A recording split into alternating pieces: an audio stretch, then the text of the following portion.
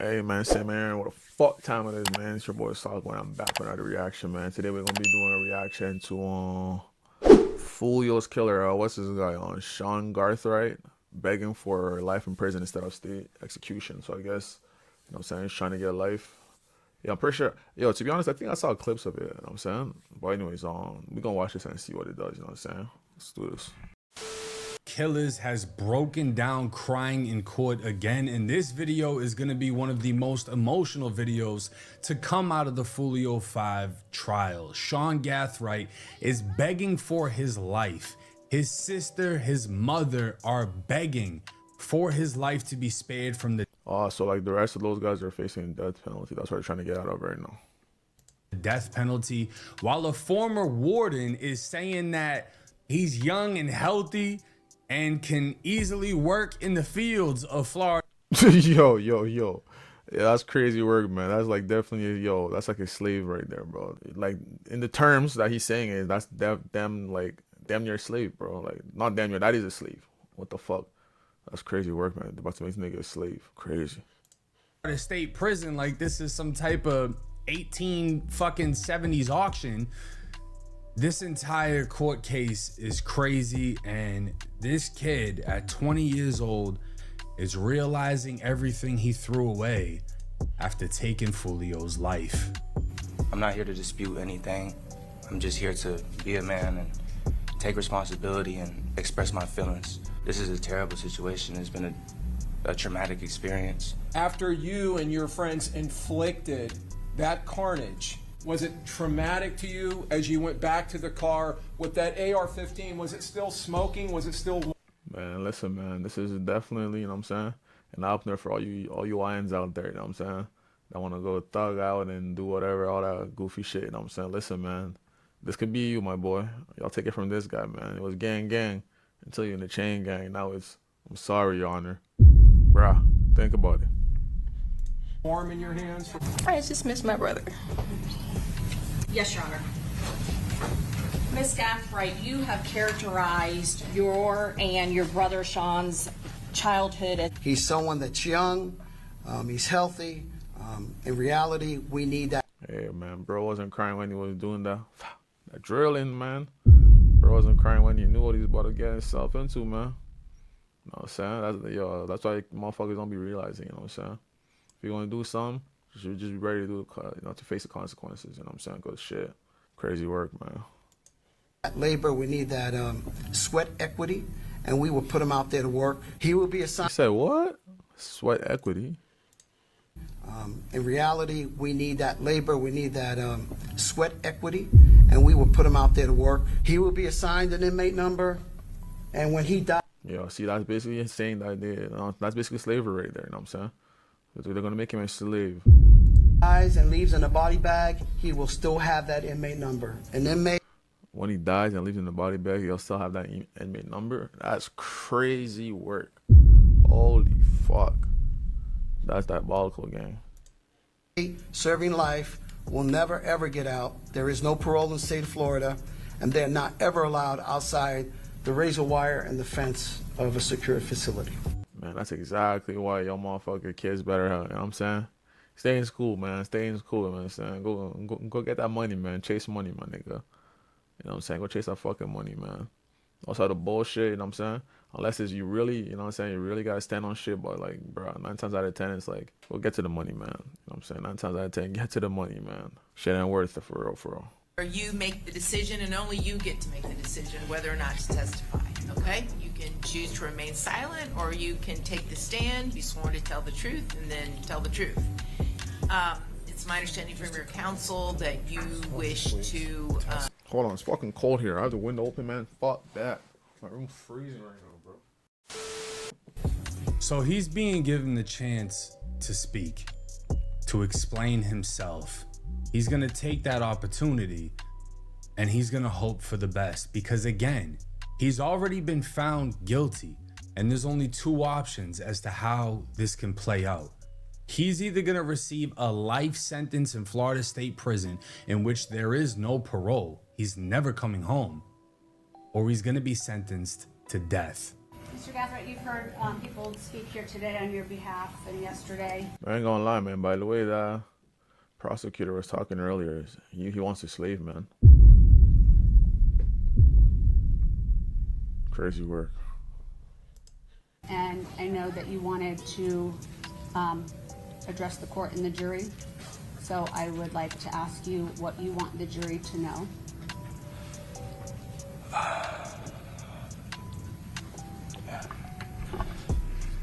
I just want to address the court today, and, you know, I'm not here to dispute anything. I'm just here to be a man and take responsibility and express my feelings about what is, you know, this whole situation. You know, that's what I plan on doing. Okay. And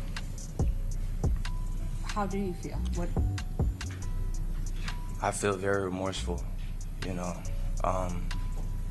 This is a terrible situation. It's been a traumatic experience. You know. Let me ask you this. So, how old were you when you were arrested? I was 18 years old. We heard that you had started some college, obviously probably didn't get very far, right? Right. What have you done since you've been in jail? Is there programs? Are there things that you can do there? So, you know, I've gotten into programs. I've also, you know, I grew up, you know, in church and, you know, in a Christian household. So I refocused my, you know, life to Christ, and, you know, I've taken a lot of religious programs. He's gonna make this shit try to sound as good as possible. He's got on a fucking turtleneck. He's talking about programs and listen, I've been I mean, shit, it's not funny, but yo, it's low-key funny. in the jail that he's in. That was the jail that I was in when I got sentenced to prison, right? I don't remember any fucking programs or nothing like that. But it ain't like there's a big Bible study going on neither. You just have a couple people that crack open the Bible because they facing time and they're just trying to pray for the best. Those are the people that use the Bible to, you know, they use it like it's gonna help them. It's gonna give them some good luck. And it's gonna, this video, we're gonna take a look at his life, his younger life. This kid wasn't raised bad. He wasn't in the hood. He was a gamer. He was just, the direction his life went is insane. It's tragic. This kid was born in 2005 and at 18 decides to go kill one of the most famous drill rappers out of Jacksonville. And now at 20 years old, he's fighting for his life in the courtroom. And all he has to defend himself is a mic. We're taking accountability. You felt remorseful. Tell us what you mean by that and what statement you want to make. To the victim's family, you know, I want to send my deepest condolences, and my, you know, I understand that it's hard losing a child, a best friend, a brother, a cousin, and for that I just cannot. Man, I ain't gonna lie, I ain't really follow too much of the case about what he was the getaway driver, right? Or did he actually do the drilling? I ain't really follow this case too much. I ain't gonna lie. I say sorry enough, you know. I feel terrible about the situation, but I'm a firm believer that God can use anything for good that the devil wanted for bad. And so I am grateful for the people I've met, for the lessons that I've learned, for just this experience in general, because it's one that I'll never forget, and it's going to shape the rest of my life. For you young dumb motherfuckers out there, they're asking him how he's gonna make the best out of his life sentence in Florida State Prison. Now, mind you, once you get a life sentence, it's not like they check up on you and see how you're doing, and if you fail the report card, they put you on death row. It doesn't work like that. He's just, and I'm gonna be honest, he's not doing a bad job. He's trying to make it seem like he still has something good to offer this world, which he may. I'm not denying that. But that's what this attempt is. This attempt is, please don't execute me by lethal injection. Please let me live life in Florida State Prison. And this is one of the saddest fucking things to have to watch. Yeah, that's some crazy shit still. and see a 20-year-old go through based off something that he stupidly decided to participate in. I'm gonna try to, you know, continue a humble life, a righteous life, you know, try to do the right things at all times. And, you know, you're gonna be somewhere for the rest of your life. Why would you make your life a living hell? This is his mother right here. Look at that tear rolling down her eye. This is his mom. Y'all want to keep participating in shit like this? This will be your mother. This might be one of the only people sitting there as you get sentenced, as you have to plead for your life, as you get found guilty. This is what your mother will go through if you decide to live this type of fucked up lifestyle where you want to kill somebody, brag about it, go to the club, pop bottles. I feel like a lot of people don't see the consequences. If you're ready to face that consequence, then yeah, fuck, go do what you gotta do. But a lot of kids aren't ready, you know, to face reality. You know what I'm saying? Because yo, at 18 years old, like, bro, like, you know, as grown as you feel like you are at the time, like, you're still a kid, man. You know. So it's crazy to make one dumb decision and it's cost you your life. It's crazy. It's like, damn, I couldn't even imagine serving no 10-piece. You know what I'm saying? So now you're trying to tell me life? Oh hell no, Brody. Y'all gonna have to execute me, gang. I'm not serving life in prison. Y'all gonna have to execute me, gang. Fuck that. The specific bottle named after the person you killed. Your mother's gonna be sitting there crying because she knows it's over for you. You're hopeful because you're in that chair. But on that hard ass wooden bench that she's sitting on, she knows it's over. You would agree with me that Charles Jones was young too, wasn't he? Relatively young, yes, sir. 26, right? Yes, sir. That's what the evidence showed us, correct? You were sitting here watching that, correct? The evidence that came in over the last several weeks? I was right there. Yeah. And you want to take accountability now, correct? You want to take accountability now that this jury has found you guilty, correct? Yes, sir. Weeks after we went through a trial. Is that your testimony? The state ain't even playing with him. The state is coming at him like, oh, now you feel bad. Now you want to admit. Yeah, yo, man, they're applying that pressure. They're not fucking around. You know what I'm saying? They trying to cook him, man. I ain't gonna lie. You did this shit after we just went through a whole trial. You could have admitted this from the start if you were so remorseful. But now that you've been found guilty, now you're a changed man. Now you're remorseful. Now you want to be a productive member, not in this society. Listen, man, the way they be making it sound, they make it sound bad when they say it like that. You know what I'm saying? It's like now, after the fact, now you're remorseful. You know what I'm saying? So it's like, little sticky, man. In a prison society, you're gonna be good in there. You couldn't be good out here when you had the whole world to explore. You couldn't be good. Crazy word. But you're gonna be good in there, inside of a cage. He's calling him out. And you saw the autopsy photos of Charles Jones. My question to you is, after you and your friends inflicted that carnage on June 23rd, and as you were running States 2059C, this is actually you running to shoot them, but when you were running back past that Tesla. Oh, so he was one of the shooters. Okay. Well, good to know. Were you feeling a lot of trauma at that point? It was so long ago, I try to not remember anything from that night. Were you remorseful as you were running back with that AR-15 in your hands? Like I said, I try to remember nothing from that night. Was it traumatic to you as you went back to the car with that AR-15? Was it still smoking? Was it still warm in your hands from firing it? Yo. Damn.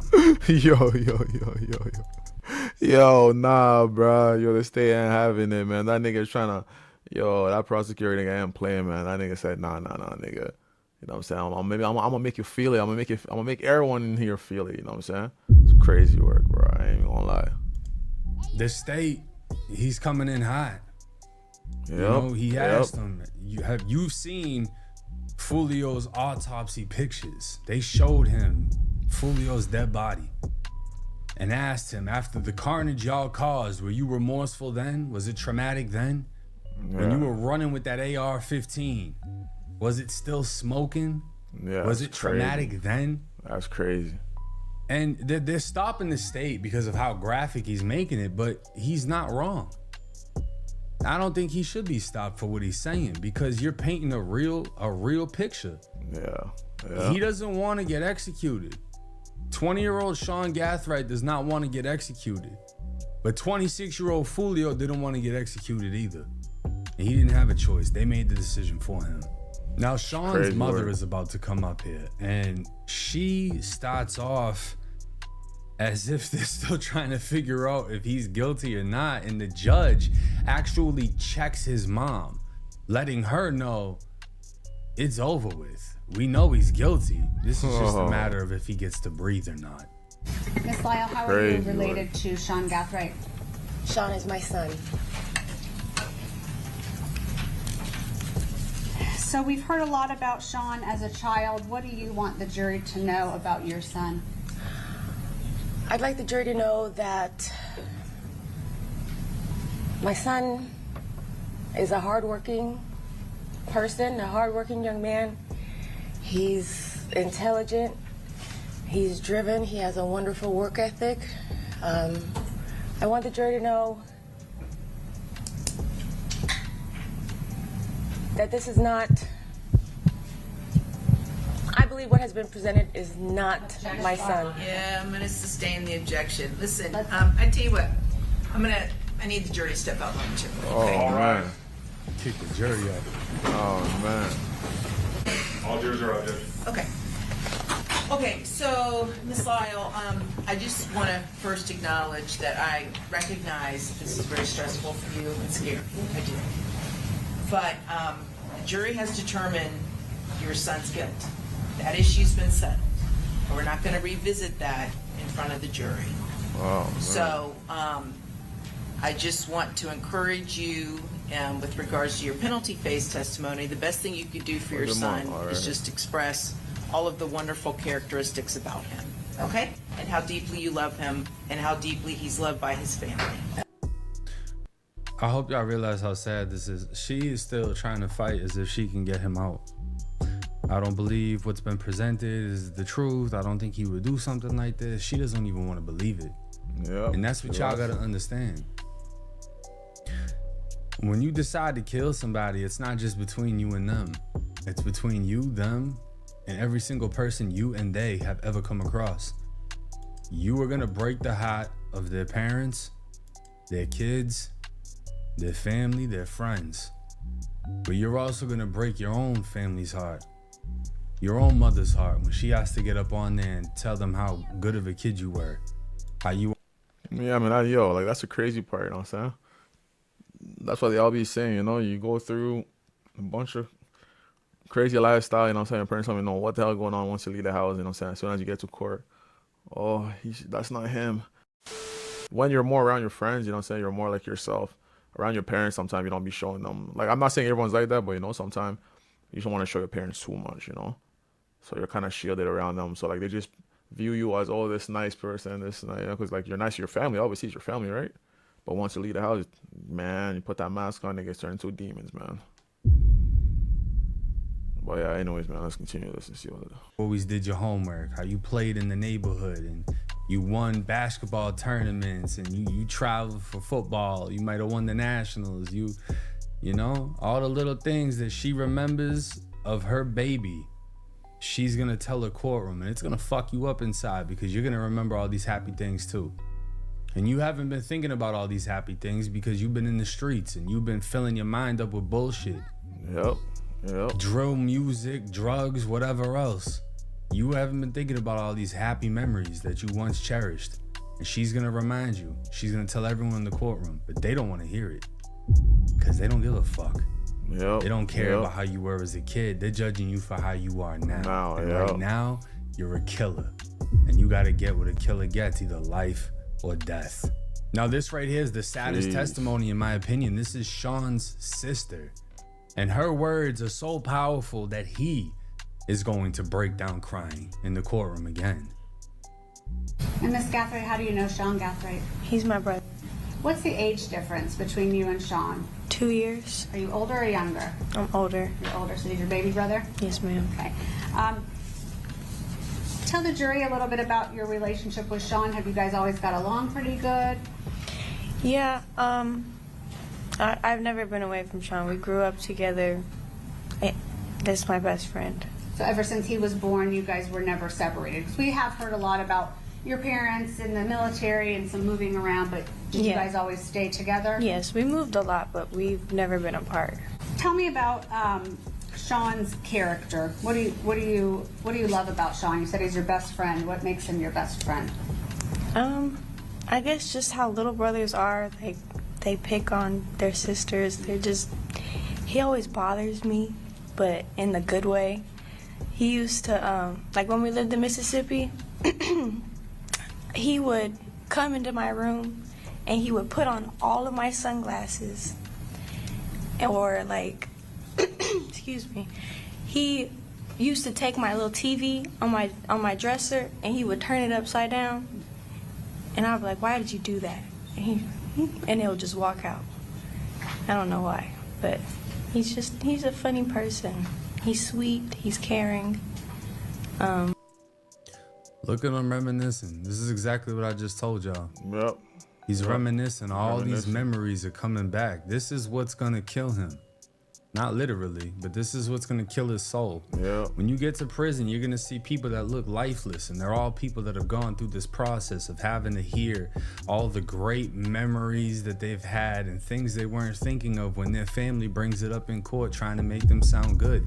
And when they get that life sentence or that death sentence, they know they're never getting any of that again. Yep. It kills them inside. They just become dull humans, emotionless humans, soulless. Not lying, when you man. get in there, you see people who literally resemble zombies. And you can see it on his face. He is reminiscing these moments. Yep. And all of this is gonna end as soon as she gets off of that stand. He's always there for me when I needed him. What does that picture say to you? He's just a silly, goofy little boy. Is that kind of common of what you would do with him and see him doing? Yeah. This looks like maybe a holiday. Yeah, that was Thanksgiving at my grandma's house. What makes you giggle? Just the fact that he used to do stuff like this with me. Like, he wouldn't do this for anybody else. He wouldn't sit here and pose like that or just be silly. We call it the white girl pose. This is the part where it's a tearjerker. It's tough. He's seen all these happy memories, and now he's gonna see his sister break, and it's gonna hit him hard. He's been there for his sister his whole life, and now because of a decision he made, he can never be there for her again. How's it been without having him around to help you? It's been hard. Being a mom, I don't really think about it as much as I know I feel it, just because I'm always doing something to take care of the kids. But like when I sit back and I really think about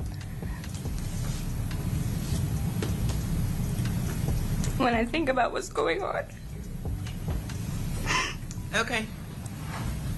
I just miss my brother. Will you? Do you still maintain a relationship today? Mm-hmm. You're able to talk to him and communicate? Yep. And will you continue to do that? Of course.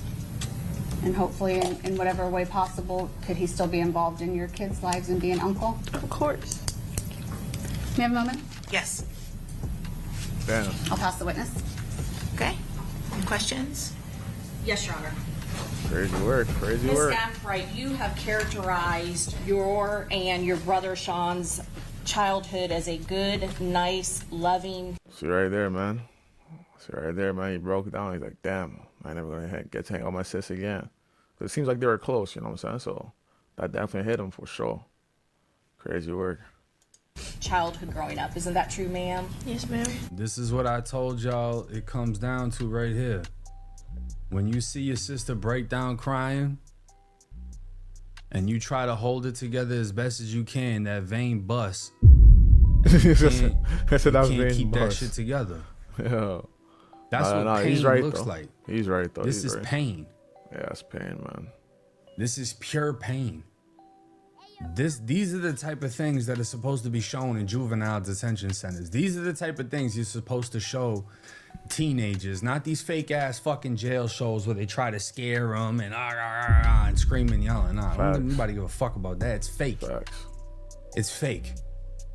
You want to take them somewhere real, you want to take them where hands get put on them. Have the parents sign a waiver and really put them in there with them wild ass jits from 14 to 21 where they getting beat the fuck up the first night. Yep. That's a game changer right there. Yep. But if you can't legally do that, show them pain. Show them what it looks like when a killer breaks down, because his sister breaking down because she knows that she's never gonna see him again unless it's at a fucking visitation. This is the reality. This is how sad shit gets, how bad shit gets. She's losing someone that's still alive. Yeah, that's and crazy. Foolio's mother lost. Yo, that's crazy to think about that, you know what I'm saying? She's losing someone that's still alive. That's a top 4 right there, man. Lost her son. He's fat. I said top 4, I meant to say top phrase. Ever gone. Now this right here is a former warden within the Florida Department of Corrections, and he's gonna testify how Sean would be valuable to the Florida Department of Corrections. Don't kill him. Give him to us, because we're gonna use him. We're gonna work him. He's got what we call sweat equity. I've never even heard that fucking statement, but in plain English, chain gang slavery. And based on Mr. Gathright's age, physical abilities, things like that, do you think that the prison would benefit from him in a work capacity if he were sentenced to life without parole? I say yes. With my experience, not only just in classification, but as former ward and even as a jail administrator, he's someone that's young, he's healthy. In reality, we need that labor, we need that sweat equity, and we will put him out there to work because we do have an aging prison population, jail administration. We have that, so we put these young individuals to work. Run that back. That's crazy. Like that, do you think that the prison would benefit? No, that's crazy what you just said. You definitely gotta run that back. Oh my God. Us, because we're gonna use him. We're gonna work him. He's got what we call sweat equity. I've never even heard that fucking statement, but in plain English, chain gang slavery. And based on Mr. Gathright's age, physical abilities, things like that, do you think that the prison would benefit from him in a work capacity if he were sentenced to life without parole? I say yes. With my experience, not only just in classification, but as former ward and even as a jail administrator, he's someone that's young, he's healthy. In reality, we need that labor, we need that sweat equity, and we will put him out there to work because we do have an aging prison population. Yo. That's damn, yo. Basically, they're basically about to make this nigga a slave. That's what he's saying, you know. So I think I talking about sweat equity. He's good, like, my nigga, what? What kind of term is that? Yo, y'all ever heard that before? Sweat equity. God damn. They're basically letting this nigga know he finna be a slave. Crazy work, man. Jail administration, we have that. So we put these young individuals to work and get some sweat equity out of them since they are young and actually can do the work. And then we talk about life without... I don't know, man. Yo, this word sweat equity kind of rubs me the wrong way. You know what I'm saying? No Diddy, man. But anyways, you get what I'm saying, man. These niggas about to be a slave in jail, man. Yeah. Parole and death row, but for our jurors' education, in Florida, what does a life sentence without parole mean? A life sentence in the Florida Department of Corrections means from the minute they're brought in, they're assigned an inmate number. He will be assigned an inmate number, and when he dies and leaves in a body bag, he will still have that inmate number. An inmate serving life will never ever get out. There is no parole in the state of Florida, and they're not ever allowed outside the razor wire and the fence of a secured facility. I just hope that last sentence. Yo, that one was wild one, man. I ain't gonna lie, man. Listen, kids, man, think before you do some dumbass shit, man. I ain't gonna lie, man. This is not the life y'all niggas want, man. You know what I'm saying? Stay out the way, get your money. You know what I'm saying? Let them niggas that want to be outside. You know what I'm saying? Because ain't no one outside. You know what I'm saying? Right now, it's time to get this fucking money. You heard me? So if you ain't getting this money, then you ain't getting no Skrilla, you ain't getting no cheddar. You're just wasting time, man. You heard? Right there hits home for somebody, because if not, out of the 1 point however many million people subscribe to me and the hundreds of millions that have watched my channel, it's all been a failure if one person can't receive the message out of this. It's the whole reason I do this. It's the whole reason I brought light to every situation I have. It's the whole reason I've covered every crime that I've covered, that I shared my experience. So hopefully one person can be positively affected to where they don't have to sit there and hear some country ass cracker. Well, I don't really need to see the rest of it because I already know, you know what I'm saying, 1090 Jake giving that sauce, you know what I'm saying? Shout out to 1090 Jake, man, you know what I'm saying? I fuck with bro, you know what I'm saying? So yeah, man, kids, man, stay the fuck out the way, man, you know what I'm saying? Go get you some money, go make some money, go live a lavish lifestyle, you know what I'm saying? That should be the ultimate goal, you know what I'm saying? Go find you a nice little shit. Well, I don't know about a nice little shit. Now these hoes be hoes nowadays. So just find you something that you enjoy. But yeah, go get your money, man. Chase the bag. Everything else will come with it, you know what I'm saying? But when it comes to this bullshit, going to the club, popping bottles drunk, have to carry your bed everywhere you go, it's like, bro, like, why do you want to carry your gun everywhere you gotta go, you know what I'm saying? But anyways, man, to each his own, man. But hey, hopefully y'all learn something from this, because that's a sad story, man. But anyways, man, it ain't my life, bro. But hey, like, comment, subscribe, share if y'all like this type of content. Man, who the hell keeps calling me, man? Yo, you know what, man? Y'all go ahead and like the shit, man. But I'm no hoe, I pretend to be. I might be your enemy. I told her that I loved her, but it's fine that I'm lying. And she read me like an open book, it's time after time. And I know that I've been smoking dope, it's line after line. But I'm no hoe, I pretend to be. I might be your enemy. I'm a different kind of break tonight.